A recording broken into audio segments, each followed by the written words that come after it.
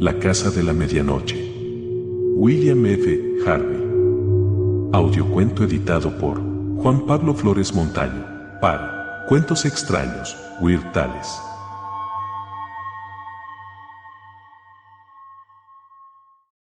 La casa de la medianoche.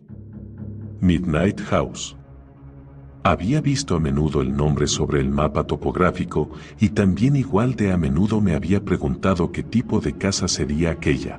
De haber sido yo el que la situara, habría estado rodeada de pinares en un valle profundo por el que no discurriera agua alguna, o si no, en los Fens 13, junto a un río de fluir lento y caudaloso, con álamos temblones que susurraran en un jardín medio estrangulado por todo tipo de hierbas perennes y venenosas. También podría haberla situado en una ciudad con catedral, en un callejón al que nunca llegara el sol, presidiendo el alargado y estrecho cementerio de una iglesia abandonada, una casa hasta tal punto rodeada de chapiteles y campanarios que todo aquel que intentara dormir en su interior debería despertarse a medianoche, desvelado por la clamorosa insistencia de las campanas.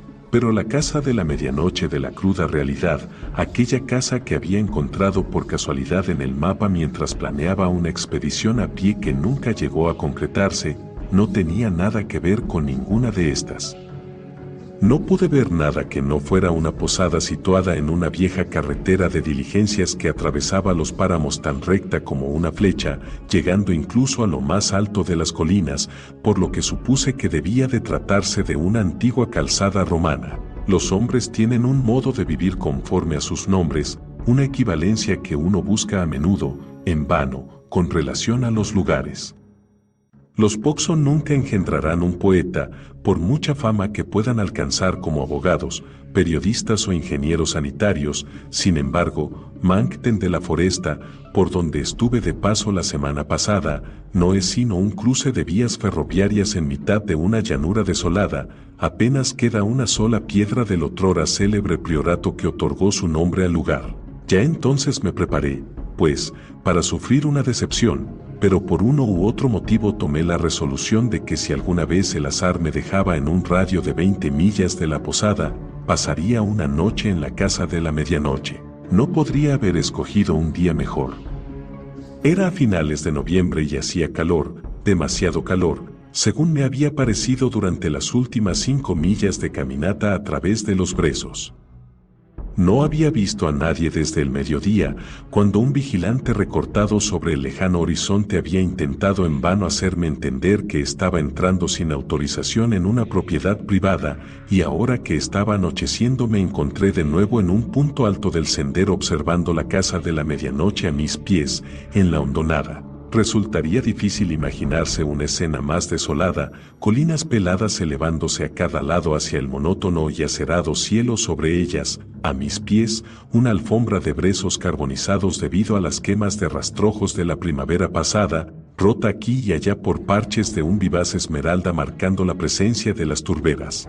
El edificio de piedra, con una techumbre de pesadas tejas recubiertas de liquen, tenía forma de U, cuyo centro estaba siendo usado evidentemente como patio de granja.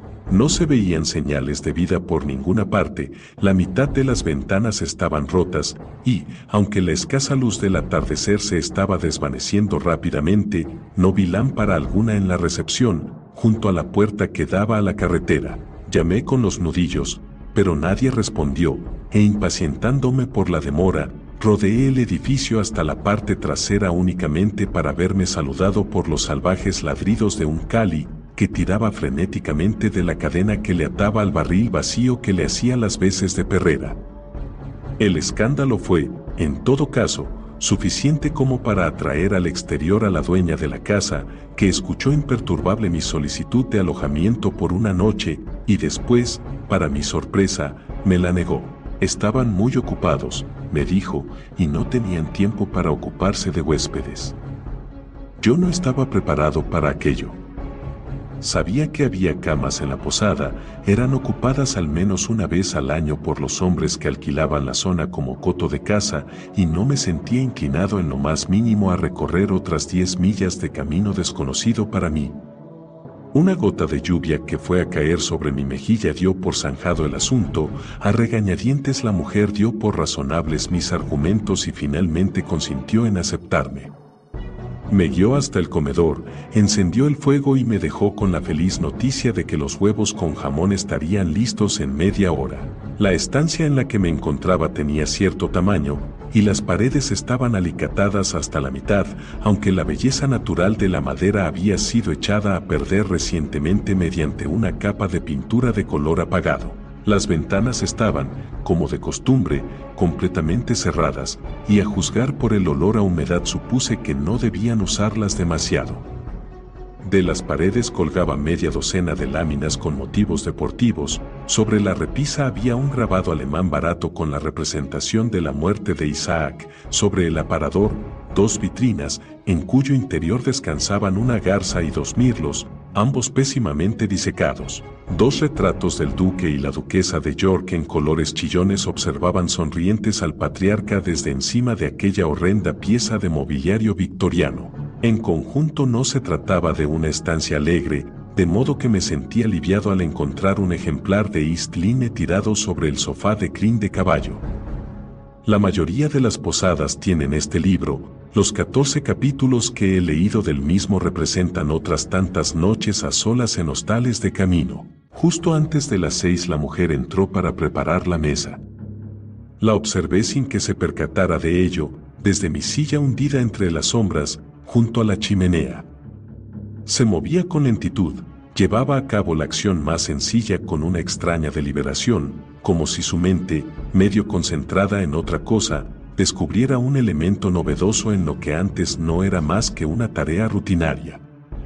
La expresión de su rostro no ofrecía la más mínima pista sobre sus pensamientos. Únicamente vi que sus rasgos eran duros y marcados. Tan pronto como la comida estuvo sobre la mesa, abandonó la estancia sin haber pronunciado una sola palabra. Sintiendo una inusual soledad, me senté a disfrutar todo lo que pude de mis huevos con jamón y del 15º capítulo de East Lynne. La comida era lo suficientemente buena, de hecho, mejor de lo que había esperado. Pero por una u otra razón mi ánimo no se había aligerado lo más mínimo cuando, una vez retirada la mesa, coloqué mi silla junto al fuego y rellené mi pipa. Si esta casa no está encantada, me dije, ciertamente hubo un tiempo en el que sí lo estuvo, y empecé a pasar revista a toda una procesión de fantasmas sin encontrar ninguno que pareciera adecuado para aquel lugar. A las 9:30, una hora en absoluto temprana, la mujer reapareció con una vela y anunció con aspereza que me mostraría mi habitación. Se detuvo frente a una puerta situada al final de un pasillo que se extendía a la izquierda de la escalera. Será mejor que calce las ventanas si quiere dormir con ellas abiertas, la gente suele quejarse de que no dejan de golpear. Le di las gracias y le deseé buenas noches. Al menos me libré del horror que habría supuesto una cama de 4 postes, aunque también debo decir que, a primera vista, aquella erección cubierta con un dosel escarlata, que ocupaba al menos un cuarto de la habitación, me había parecido algo mejor de lo que en realidad era. No había ropero alguno, aunque sí una puerta, empapelada del mismo modo que las paredes y a primera vista indistinguible de las mismas, que se abría a un armario, vacío salvo por una hilera de perchas e iluminado por una sola ventana. Me di cuenta de que ninguna de las puertas tenía llave y que el llamador de terciopelo rojo no estaba atado al cable que lo unía con la campanilla, sino que colgaba inútilmente de un clavo hundido en una de las vigas del techo. Siempre que paso la noche fuera de casa, tengo la costumbre de echar el cerrojo a la puerta, un ejemplo de prudencia mundana que adquirí hace 20 años gracias al terrible susto que me dio un sonámbulo. En esta ocasión me resultó imposible hacerlo, pero arrastré un pesado baúl hasta situarlo frente a la puerta que conducía al pasillo, colocando la jarra de agua contra del armario, en previsión de que el viento pudiera abrirla en mitad de la noche. Después, tras haber calzado la ventana con mi navaja de bolsillo, me metí en la cama, aunque no para dormir. En 2 ocasiones oí el reloj marcando las horas y otras tantas las medias, y sin embargo, por tarde que fuese, la casa parecía seguir despierta. Pisadas lejanas resonaban en los pasillos de piedra. En una ocasión percibí el estruendo de la losa al romperse, pero en ningún momento oí voz alguna. A la larga acabé por quedarme dormido, dominado por la misma sensación de inexplicable depresión que me había asolado desde que se había puesto el sol. Lo cierto es que aquel día no había caminado lo suficiente como para recibir la inestimable bendición del agotamiento, esa tenue conciencia de aniquilamiento. En vez de eso, me vi vagabundeando de nuevo por los páramos del sueño con mi Baedeker 14 en la mano, intentando encontrar en vano el Valle de las Sombras. Finalmente llegué hasta un pequeño lago de una montaña, lleno con agua parduzca de turbera. Multitud de hombres, mujeres y niños estaban embarcando en un enorme ferry amarrado junto a una de sus orillas. La embarcación se llenó y zarpamos. Las enormes velas se hincharon con un viento que, sin embargo, ni siquiera rizaba la superficie de las aguas, cuando alguien gritó que aún faltaba una persona por embarcar, señalando mientras hablaba en dirección a un anciano que permanecía junto a la orilla gesticulando como un maníaco. Los ocupantes del barco se enzarzaron en una discusión. Algunos decían que era demasiado tarde para regresar, otros que el hombre perecería a causa del frío si le abandonábamos en aquel inhóspito páramo. Pero estábamos demasiado ansiosos por ver el Valle de la Sombra, de modo que el timonel mantuvo el rumbo. Al ver que le dejábamos atrás, se produjo un repentino cambio en los rasgos del anciano. La máscara de benevolencia se desvaneció, únicamente quedó una expresión de maldad tan absoluta que los niños corrieron aterrados a sollozar junto a sus madres. En el barco susurraron su nombre, y afirmaron que si un hombre como aquel intentaba embarcar en el ferry era para cumplir con algún diabólico propósito. Felices por haber escapado, entonamos una extraña canción, que se elevó y volvió a caer como la música de un torrente desbordado. Me desperté debido al sonido de la lluvia golpeando contra la ventana. El agua del arroyo en el exterior había crecido y se hacía oír, pero con un sonido tan monótono y sedante que pronto volví a caer dormido. De nuevo soñé. Esta vez fui habitante de una gran ciudad asediada. La llanura otrora fértil que se extendía desde las murallas hasta el oscuro horizonte había sido asolada por los ejércitos que se extendían sobre ella. El sol se estaba poniendo y una multitud de pobres diablos medio muertos de hambre se amontonaba junto a la puerta oeste, gritando que les dejáramos entrar. Eran los campesinos, atrapados entre las huestes atacantes y las ceñudas barreras de una ciudad que no tenía comida para más bocas que las de sus habitantes. Mientras yo cumplía mi turno en el puesto de vigilancia situado a la derecha de la puerta principal junto a un puñado de camaradas, se acercó a nosotros un hombre que de inmediato llamó nuestra atención. Era un tipo enorme, en la flor de la vida, tan recio como un árbol y lo suficientemente fuerte como para acarrear un buey. Se acercó a nuestro jefe y solicitó que le fuese permitida la entrada. He viajado día y noche durante 12 meses, dijo, para luchar a vuestro lado. La última salida nos había costado cara y estábamos necesitados de hombres como aquel. Entra y sé bienvenido, dijo finalmente el capitán de la guardia. Ya había descolgado la llave de su pecho y estaba empezando a abrir la puerta del puesto cuando empecé a gritar. Había reconocido el rostro del hombre, era el mismo que el de aquel anciano que había intentado abordar el ferry. ¡Es un espía!, chillé. No abráis las puertas, por el amor de Dios. Cerrad la ventana o entrará trepando. Salí de un salto de la cama con las palabras resonando en mis oídos. Desde luego, había una ventana que necesitaba ser cerrada, la del armario de la habitación. El viento se había levantado junto a la lluvia y la había soltado de su gancho. El aire ya no estaba tan cargado y las nubes se alzaban, deslizándose con rapidez sobre la faz de la luna. Asomé la cabeza, bebiendo la fresca brisa de la noche. Y al hacerlo vi una mancha rectangular de luz que se proyectaba sobre la carretera, surgía de una ventana superior situada en el extremo opuesto del edificio. De vez en cuando una sombra atravesaba la mancha.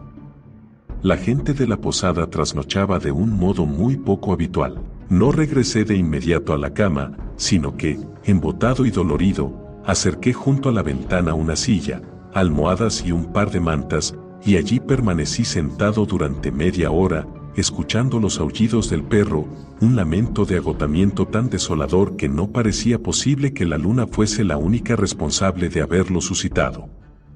Entonces, repentinamente, se convirtió en un gruñido de ira y percibí el sonido distante de unos cascos sobre la calzada.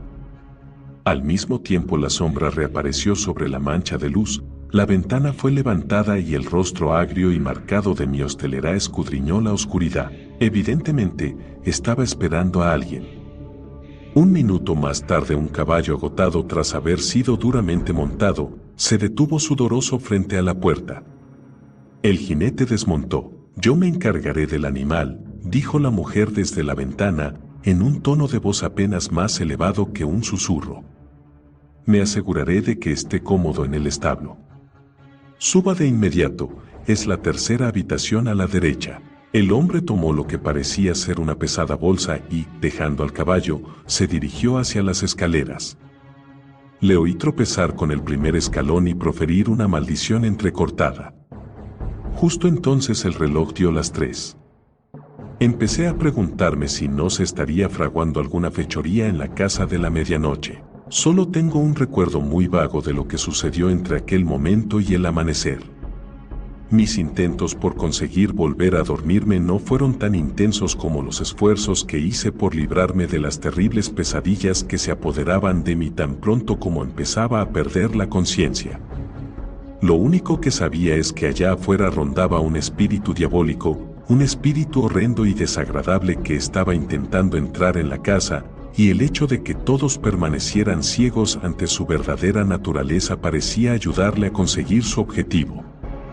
Tal fue el espeluznante trasfondo de mis sueños. Tan solo recuerdo una cosa con claridad, un prolongado chillido, real y en absoluto fruto de mi desbocada imaginación, que surgió en mitad de la noche para perderse en la nada. Cuando me levanté por la mañana, poco después de las 9, tenía un dolor de cabeza atroz que me decidió a mostrarme menos dispuesto en el futuro a probar camas desconocidas en posadas más desconocidas aún. Entré en el comedor para descubrir que ya no estaba solo. Un hombre alto y de mediana edad, con aspecto de haber pasado una noche en la que no hubiera faltado de nada salvo reposo, estaba sentado a la mesa. Acababa de terminar su desayuno y se levantó en cuanto yo ocupé mi lugar. Me dio cortésmente los buenos días y abandonó la habitación. Yo acabé rápidamente el desayuno, pagué la cuenta a la misma mujer de rostro impasible, única ocupante de la casa a quien yo hubiera visto y, echándome la mochila al hombro, enfilé de nuevo la carretera. Caminé unas 2 millas hasta que casi hube alcanzado la cumbre de una escarpada cuesta y me encontraba dudando sobre cuál de las 3 rutas tomar, cuando, dándome la vuelta, vi al desconocido aproximándose. Tan pronto como su caballo me hubo alcanzado, le pregunté qué camino debía seguir.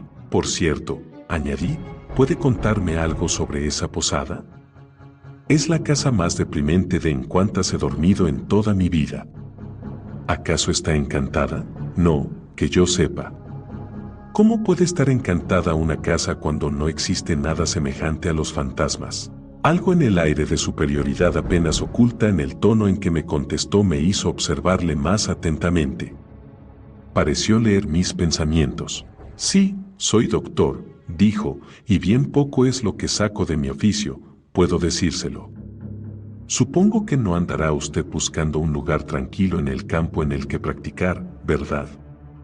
No, no creo que una noche de trabajo como esta última pudiera tentarle. No sé en qué consistió, dije, pero si tuviera que intentar adivinarlo, diría que un hombre excepcionalmente malvado murió anoche en esa posada. El hombre lanzó una sonora carcajada. No podía usted haberse equivocado más, pues lo cierto es que ayudé a traer al mundo a otro hermoso inocente.